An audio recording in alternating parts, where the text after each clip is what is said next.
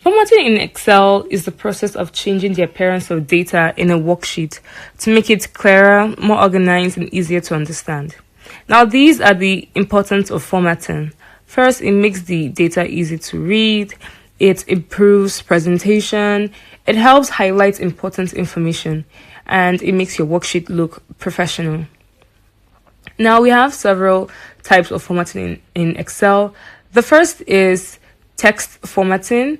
It involves changing how text look. You can change the font. You can use Arial or Times New Roman. You can change the font size. You can use font styles like bold, italic, underline, and you can change the font color as well. Then we have cell formatting. Now, this affects the appearance of cells. You can fill color, which is the background color of a cell, add borders, alignment, wrap text, merge and center. The third is number formatting. Now, this changes how numbers are displayed.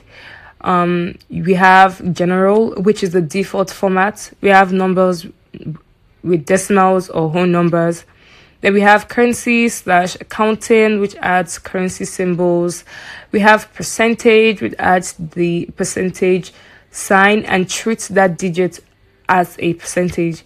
We have date and time, which formats dates properly.